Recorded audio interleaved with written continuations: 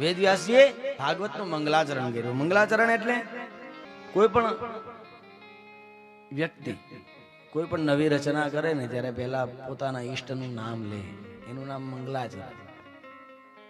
કોઈ દુકાનદાર દુકાન ખોલે સવારમાં, પછી એની ક્રિયા હોય કે એ ઉમરાને પગે લાગે, અથવા તો દુકાનમાં મંદિર હોય તો ત્યાં દીવોબત્તી કરે. આ એનું મંગલાચરણ છે. આપણે પણ શાસ્ત્રમાં એમ કીધું કે સવારે પથારીમાં આંખ ખુલે ત્યારે પેલા કરાગ્રે વસદે લક્ષ્મી કરમૂલે સરસ્વતી. હવે તો આ બધું સીધો હવે તો આવી ગયું ને મિતેશભાઈ, પેલો ફોન આંખ પછી ખુલે. પણ આ આપણા વડીલો દ્વારા આપણને જાણવા મળ્યું છે. તો આ મંગલાચરણ છે, મંગલ આચરણ.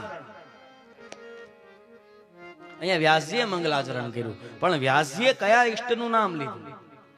આ મંગલાચરણમાં વ્યાસજીએ એમ કીધું કે સત્યમ પરમ ધીમહિ, સત્ય સ્વરૂપ પરમાત્માને વંદના કરી.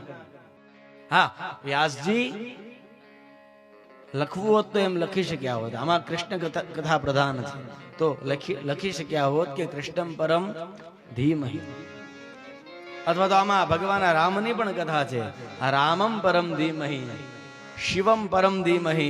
અથવા તો એના કરતા આગળ વાત કરું તો વ્યાસજી એમ પણ જરૂર લખી શક્યા હોય કે શિવમ પરમ ધીમહિ, શિવજીની પણ ચરિત્ર છે આમ. અથવા તો માતાજીની પણ કથા છે ભાગવત, એટલે એવું પણ લખી શક્યા હોય કે દેવીમ પરા ધીમહિ.